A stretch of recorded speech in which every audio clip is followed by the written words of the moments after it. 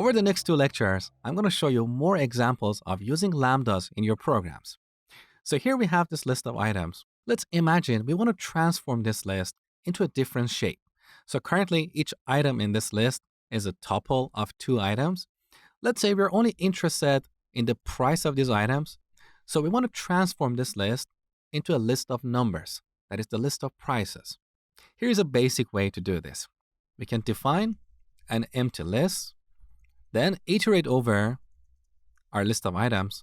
So for item in items, we call prices dot append item of 1, which returns the price of each item. Now let's print the prices. So we get a list of numbers. With this code, we have transformed or mapped our original list into a different list, okay? But there is a better and more elegant way to achieve the same result. Instead of this loop, we can use the map function. So we call the built-in map function. As you can see, this function takes 2 parameters, a function and 1 or more iterables. So as the first argument, we can pass a lambda function, and as the second argument, we can pass our list of items. This map function will apply our lambda function on each item in this list. Let me show you what I mean. So we pass a lambda. This lambda is a function that will transform each item in our original list.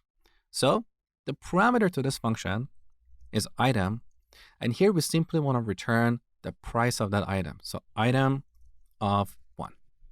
Now, as the second argument to the map function, we need to pass our items list. So this map function will iterate over this iterable, and it will call this lambda function on each item of this iterable. Now let's see what this function returns. So temporarily, I'm going to assign this to a variable called x. Let's print x, and also we don't need these 3 lines because we can achieve the same result using the map function. So delete. Now let's run this program. So this map function returns a map object, which is another iterable. So we can easily iterate over it. For item in x, we'll print item. There you go. So we get the prices. Alternatively, we can convert this map object into a list object. So we can use our list function.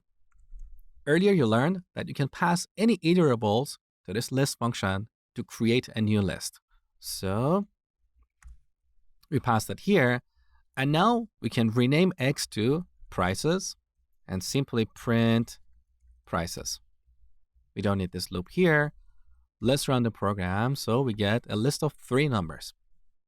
So this is how the map function works. It takes a lambda function and applies it on every item of this iterable.